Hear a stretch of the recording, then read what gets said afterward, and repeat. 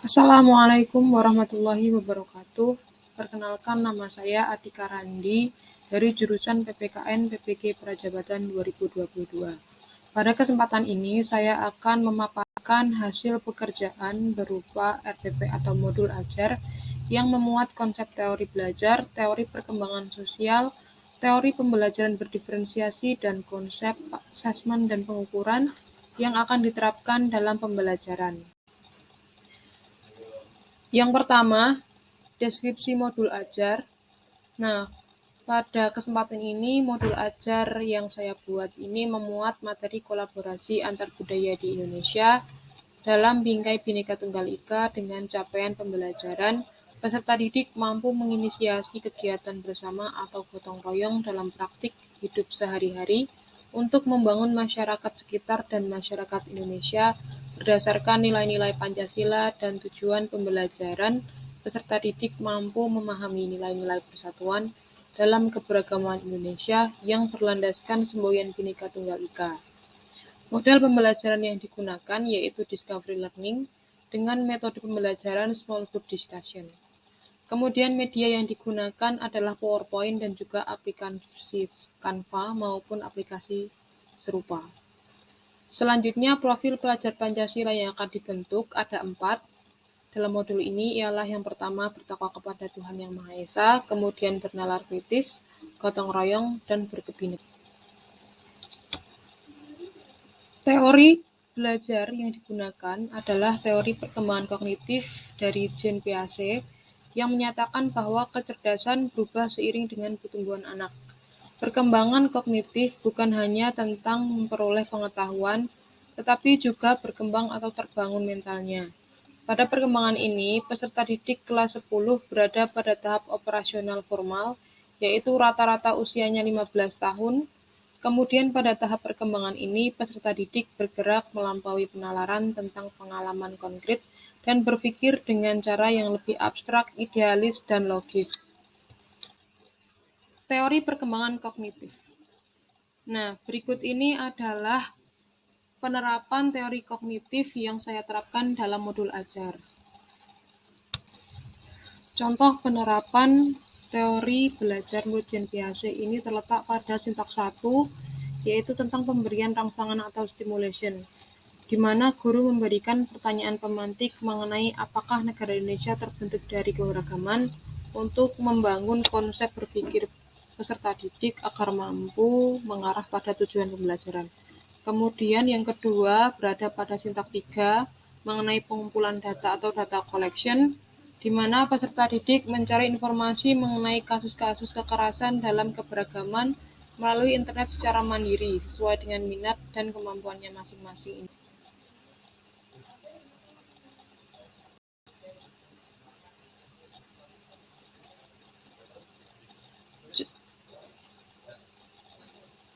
Contoh penerapan selanjutnya yaitu berada pada sintaks 4 tentang pengolahan data atau data processing, di mana peserta didik menyusun gagasan hasil diskusi dalam berbagai proyek sesuai dengan pengelompokan tugas yang telah guru sampaikan pada awal pembelajaran, yaitu dalam bentuk peta konsep, poster, artikel, talk show, video pembelajaran, maupun esai yang dibantu dengan menggunakan media teknologi, misalnya Canva maupun media sejenis, yang berdasarkan dengan panduan LKPD yang telah ditentukan oleh guru.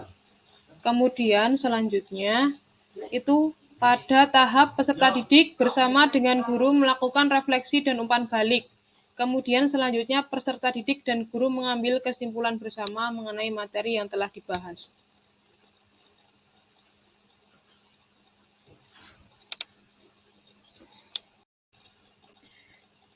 Yang kedua yaitu teori perkembangan sosial. Teori perkembangan sosial ini menggunakan teori ekologi yang dikembangkan oleh Uri Bronfenbrenner yang berfokus pada konteks sosial yang mempengaruhi kehidupan individu sehingga turut mempengaruhi perkembangan mereka. Pada hasil observasi kelas 10 telah menunjukkan perkembangan sosio-emosional yang baik dan stabil yang diterapkan melalui cara berkomunikasi dengan temannya, bergaul dengan teman sekelas tanpa membeda-bedakan, kemudian bekerja secara mandiri dengan tidak selalu bergantung kepada orang lain, mengekspresikan diri dan menerima kritikan serta saran yang baik. Berikut ini adalah contoh penerapan teori perkembangan sosial yang digunakan dalam pembelajaran sesuai dengan modul ini. Contoh penerapan teori perkembangan sosial. Yang pertama terletak pada bagian pendahuluan modul, yaitu yang pertama peserta didik dan guru mengawali pembelajaran dengan mengucapkan salam dan doa bersama, menanyakan kabar kepada peserta didik, kemudian menyampaikan tujuan dan aktivitas pembelajaran, dan yang terakhir peserta didik dan guru menyanyikan lagu nasional untuk membangun semangat belajar dan rasa cinta tanah air. Nah, di sini letak perkembangan sosial peserta didik itu terletak pada komunikasi mereka kepada guru yang ditunjukkan dengan cara antusiasme peserta didik terhadap kegiatan yang telah guru sampaikan pada awal pembelajaran. Kemudian yang kedua, sintak kedua, yang berisi tentang pernyataan atau identifikasi masalah, di mana peserta didik diminta untuk membentuk kelompok belajar yang terdiri dari 4 orang. Dan kemudian satu kelompok itu terdiri dari beberapa peserta didik yang memiliki gaya belajar yang berbeda-beda. Nah, pada tahap ini, teori perkembangan sosial terletak pada sikap peserta didik untuk bergotong royong dan membentuk kelompok tanpa membeda-bedakan teman satu sama lainnya, dan juga mampu berkolaborasi walaupun memiliki gaya belajar yang berbeda dengan teman sekelompoknya. Teori pembelajaran berdiferensiasi menurut Carroll and Tomlinson. Menurut Tomlinson, pembelajaran berdiferensiasi adalah usaha untuk menyesuaikan proses pembelajaran di kelas untuk memenuhi kebutuhan belajar peserta didik sebagai individu. Atau bisa dikatakan juga bahwa pembelajaran berdiferensiasi adalah pembelajaran yang memberi keleluasaan dan mampu mengakomodir kebutuhan peserta didik untuk meningkatkan potensi dirinya sesuai dengan kesiapan belajar, minat, dan profil belajar peserta didik yang berbeda-beda. Pembelajaran berdiferensiasi yang diterapkan dalam modul ini yaitu terdiri dari 4 aspek. Yang pertama adalah diferensiasi konten atau isi, kemudian diferensiasi proses, diferensiasi produk, dan diferensiasi lingkungan belajar. Nah, contoh penerapan pembelajaran berdiferensiasi dalam modul ini yaitu berada pada sintak kedua tentang pernyataan atau identifikasi masalah, yaitu problem statement, di mana peserta didik membentuk kelompok belajar yang terdiri dari 4 orang, dan satu kelompok terdiri dari bermacam-macam kemampuan atau gaya belajar seperti visual, kinestetik, dan auditory. Kemudian, penerapan yang kedua berada pada sintak ketiga tentang pengumpulan data atau data collection, di mana peserta didik mencari informasi mengenai kasus yang telah diberikan secara mandiri sesuai dengan minat dan kemampuan masing-masing individu. Misalnya bagi pelajar yang memiliki gaya belajar visual, maka dipersilakan untuk membaca buku atau membaca artikel terkait dalam internet. Kemudian yang memiliki gaya belajar auditori dapat mendengarkan penjelasan melalui video pembelajaran dan lain sebagainya.